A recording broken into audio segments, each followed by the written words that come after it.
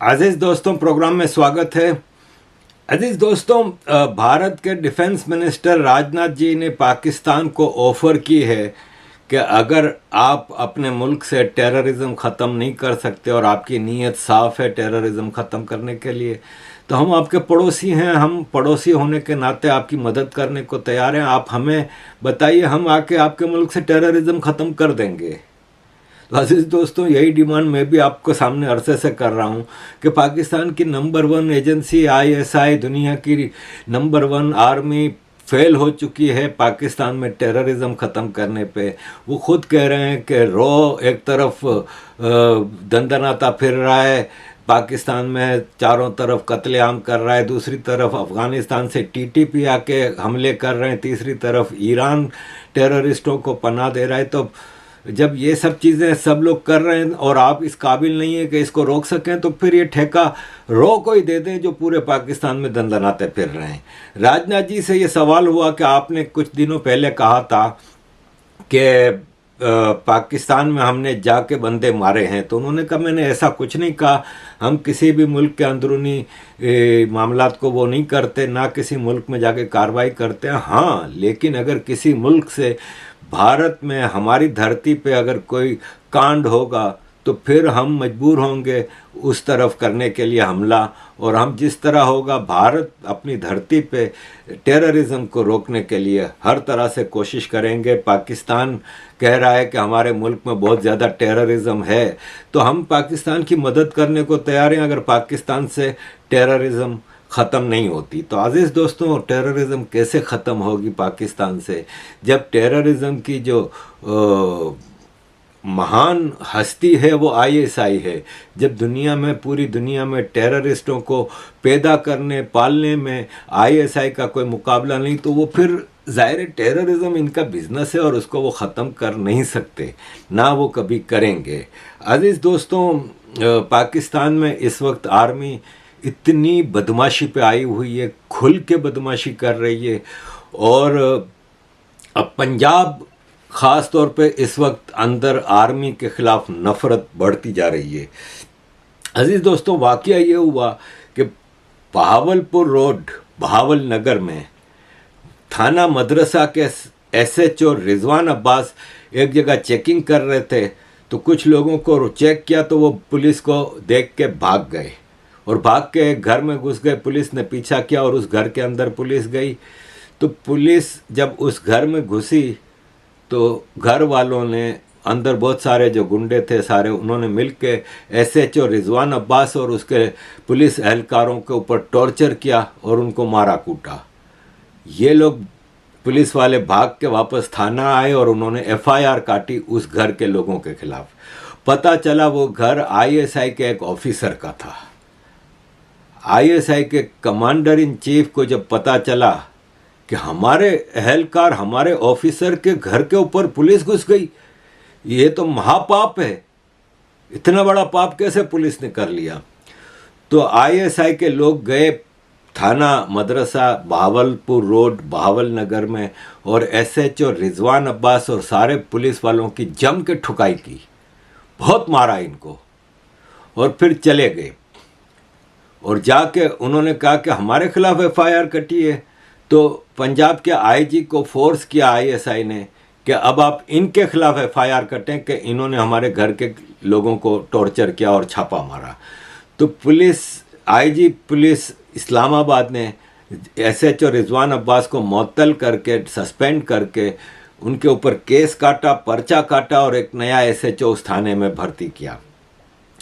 अजीज़ दोस्तों, पुलिस वाले फिर गए हॉस्पिटल अपना मेडिकल कराने के लिए। ISI वाले हॉस्पिटल पहुंच गए, उन लोगों को वहाँ भी मारा कूटा, और डॉक्टरों को कहा कि खबरदार है जो कोई मेडिकल रिपोर्ट बनाई या कुछ किया तो। हॉस्पिटल वालों को डरा धमका के ये वापस आए। रिजवान अब्बास अपने पुलिस वालों के साथ जब थाने वापस पहुँचे तो ISI वाले वहाँ पहुँच गए और उनको थाने में, अपने ही थाने के जेल में बंद कर दिया, जो हवालात होते हैं। और इस तरह ये मामला चलता रहा। अजीज़ दोस्तों, ये खुल्लम खुल्ला बदमाशी है, और अब पुलिस वाले एसएचओ वगैरह जो दूसरे थानों के हैं वो कह रहे हैं हम किस तरह काम करें। जब हम किसी को रोक नहीं सकते, चेकिंग नहीं कर सकते, तो फिर हम पे प्रेशर आता है कि हम काम नहीं कर रहे, क्रिमिनल्स को नहीं रोक रहे। तो ये अजीज़ दोस्तों इस वक्त सूरत हाल है। और फिर चमचा मीडिया वाले हैं वो आईएसआई को सपोर्ट कर रहे हैं। वो कह रहे हैं कि अरे ये पुलिस वालों की इतनी बदमाशी के आम शरीफ लोगों के घरों पे छापे मार रहे हैं और ये और वो और मजबूर किया गया पुलिस वालों को कि वो नारे लगाएं पाक फौज जिंदाबाद के। और वो पुलिस वालों को मजबूर किया गया नारे लगाने पे। पुलिस के आईजी और दूसरे लोगों को बुला के आईएसआई वालों ने मीटिंग की और उनसे ये अहद लिया कि आइंदा आईएसआई के लोगों को कोई नहीं रोकेगा। और यूं ये मामला कहा जा रहा है कि ख़त्म हो गया, लेकिन कई पुलिस वालों ने पुलिस थाने के सामने अपनी वर्दी को आग लगाई और रिज़ाइन कर दिया पुलिस जॉब से। और एक बड़ा मामला है जो चल रहा है। और पाकिस्तान आर्मी इस वक्त बहुत ज़्यादा मतलब जिस हद तक इनको गालियां पड़ रही हैं पंजाब में, इसको पीटीआई वाले बहुत ज़्यादा कैश करा रहे हैं। और पीटीआई वाले खुल के कह रहे हैं कि हम कह रहे थे ना कि आर्मी बदमाश है, आर्मी बदमाशी कर रही है, देख लो अब तो पुलिस वाले भी आर्मी से महफूज नहीं हैं। अजीज़ दोस्तों पाकिस्तान आर्मी का ये किरदार है। और जो टेररिज्म की मैं बात करता हूँ ना कि पूरी दुनिया में फैलाते हैं, तो ये फैसल रज़ा आब्दी है, ये सेनेटर ये सेनेटर था, ये पहले पीपल्स पार्टी में था, लेकिन सबको पता है कि ये आर्मी का बंदा है। और ये शिया है, एक्सट्रीमिस्ट शिया है, सुन्नियों को काफिर समझता है। और हमेशा आईएसआई के कहने पे कराची में इसने शिया सुन्नी मामले में बहुत ज़्यादा आग लगाई है। आज तक ये खुला घूम रहा है। ज़रा आधे मिनट की वीडियो सुनिए। हम इस जंग में बनफ्से नफीस शरीक है। अगर मेरी ड्यूटी इस खित्ते में नहीं होती ना तो मैं आपको बताऊं यरूशलेम में 40,000 हिजबुल्लाह के और ज़ैनबियों के नौजवान पहुंच चुके हैं। खुद से लगाई मौला अली ने लगाई है। सुने मेरी बात। अच्छा मेरी बात सुनने जाते जाते 40,000 हिजबुल्लाह के और ज़ैनबियों के जवान यरूशलेम परसों रात पहुंच गए। ये आपने मुझे कहा। उसमें 233 पाकिस्तानी है। अल्लाह का शुक्र है पाकिस्तान का हिस्सा है जो पाड़ा चनार, हंगू और कुआट से ताल्लुक रखते हैं। इंशाअल्लाह सीनों में बम बांध के अंदर घुस जाएंगे। मैं आपको ये बता दूं, नक्शे पे नजर रखना, चंद ही महीने में नक्शे से साफ इसराइल साफ। ये कह रहा है कि इसराइल में जाके पाकिस्तानी सीनों में बम बांध के जाके टेररिज्म करेंगे। इस पे केस नहीं बन सकता, इस पे केस नहीं बन सकता कि ये कहीं जाके सुसाइड बॉम्बिंग की बात कर रहा है और उसमें फिगर्स तक बता रहा है। इंटरनेशनल अथॉरिटीज़, FATF ये सब कहाँ सो रहे हैं, हम ये सोच रहे हैं। अजीज़ दोस्तों रूयत हिलाल कमेटी जो होती है वो चांद देखने की कमेटी होती है। रमज़ान और बकरीद और ईद और दूसरे हर महीने का चांद देखने की कमेटी होती है जो मिलियंस ऑफ रुपीस महीने का इनका खर्चा है और लंबा चौड़ा हिसाब किताब है। उन्होंने अभी अपनी ईद के चांद की मीटिंग की तो उसमें रूयत हिलाल कमेटी के चेयरमैन सैयद मोहम्मद अब्दुल कबीर आज़ाद, उन्होंने बजाय इसके कि चांद पे रिलीजियस उस पर बात करते हैं, उन्होंने कहा हम पाक फ़ौज के साथ खड़े हैं, पाक फ़ौज दुनिया की सबसे बहादुर आर्मी है वगैरह वगैरह। हालत ये है कि पुलिस जिसका काम है पुलिसिंग करना लोकली, उनका तो काम ही कुछ नहीं बचा। KP में FC, सिंध में रेंजर्स, बलूचिस्तान में FC, ये लोग सारा पुलिस का काम कर रहे हैं। और सिंध में कुछ 200-300 डाकू हैं जिन्होंने पूरी सिंध में तहलका मचाया हुआ है। कराची तक से आके इनके डाकू अगवा करके लोगों को लेके जा रहे हैं और रैंसम के लिए किडनैपिंग होती है। IG सिंध से पूछा गया कि आप इनसे मुकाबला क्यों नहीं करते, तो बोला हमारे पास वो हथियार नहीं है, लेटेस्ट वेपन नहीं है जो डाकुओं के पास है। डाकुओं के पास लेटेस्ट वेपनरी है तो हम अब तुर्की से हमने नए हथियार मंगवाए हैं और उनसे फिर हम उनका मुकाबला करेंगे। यानी पाकिस्तान अच्छी बंदूकें भी नहीं बना सकता बात कर रहे हैं कि हम JF थंडर और अल खालिद टैंक और पता नहीं क्या क्या बना रहे हैं, लेकिन एक अच्छी बंदूक तक नहीं बना सकता। कच्चे के डाकुओं का ये हाल है कि ये खुद कह रहे हैं कि हमें ISI वालों ने, रेंजर्स वालों ने ड्रोन तक दिए हैं। 1 मिनट की वीडियो आपके सामने रख रहा हूँ। अस्सलाम वालेकुम, खुश हो, ॿियो ख़ैर, तबियत सही आहे, संगत साथियों ॿियो ख़ैर, ख़ुशि आहे दोस्तों असां ड्रोन कैमरा घुराई आहे। जंहिं संगत खे ज़रूरत हुजे त राब्तो कयो असां सां, इहे पंहिंजे लाइ घुराई अथसि, कमकार ॾींदी। उहे पाण बि ड्रोन ते असां ते ऑपरेशन करनि पिया।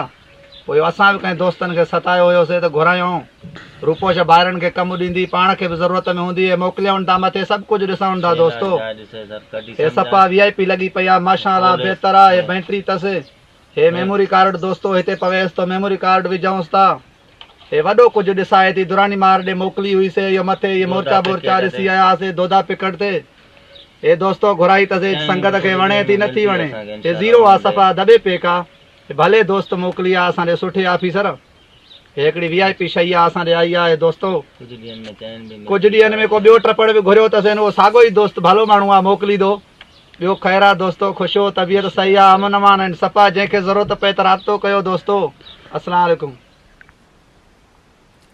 मतलब ड्रोन तक, हथियार तक सब इनको रेंजर सप्लाई कर रही है, और रेंजर्स जवाब में ये कह रही है कि हमें पूरे सिंध में पुलिसिंग के राइट्स दिए जाएं तो हम कराची की तरह सिंध को भी डाकुओं से पाक कर देंगे। भाई साहब, कराची में इनके पास पुलिसिंग के राइट हैं, आज से नहीं 1989 से। कराची के अमन का ये हाल है कि मैं डिटेल में जाऊंगा ना तो कई घंटे लगेंगे। मेरे पास इतनी वीडियोस हैं। मस्जिदें तक महफूज नहीं है, मस्जिदों तक पे हमले हो रहे हैं। स्ट्रीट क्राइम तो इस हद तक है, और क्यों ना हो जब रेंजर्स ही डाकुओं को सबको पाल रही है। अब ये पुलिसिंग राइट्स पूरे सिंध में मांग रहे हैं ताकि हम कराची जैसे हालात कर देंगे। कराची के हालात पूरे पाकिस्तान में सबसे ज़्यादा ख़राब हैं क्राइम रेट के हवाले से। कोई महफूज नहीं है। रोज़ के हज़ारों कांड हो रहे हैं, हज़ारों क्राइम हो रहे हैं रोज़ के कराची में, और ये कह रहे हैं कि हम कराची को साफ़ कर देंगे। और ये सिंध के होम मिनिस्टर ज़ियाउल हसन नज्जार कह रहे हैं कि जिस तरह ऑर्डर ऑफ द डे होता है ना, जिस तरह रोज़मर्रा की ज़िंदगी में चीज़ें चल रही हैं, ऐसे क्राइम को भी अपनी ज़िंदगी में शामिल कर लें भाई। मीडिया क्राइम को बहुत बड़ा चढ़ा के पेश करती है। जिस तरह ज़िंदगी में बिजनेस होता है, ऐसे क्राइम भी होता है, होने दें आप। ये होम मिनिस्टर सिंध कह रहा है पीपल्स पार्टी का। तो भाई साहब, ये डाकू आप देख रहे हैं, ये इस वक्त सदर पाकिस्तान है। ये पाकिस्तान का प्रेसिडेंट आसिफ जरदारी है। ये एक ज़माने में इस तरह डाकू होता था, और फिर बेनज़ीर को पता नहीं किस तरह पटा के इसने शादी करके ये डाकुओं का सरदार गब्बर सिंह बन गया। अज़ीज़ दोस्तों, ये आपके सामने मैंने पाकिस्तान आर्मी की कुछ चीज़ें रखी हैं। Thank you very much, Aziz doston, for all your support. Kindly keep supporting.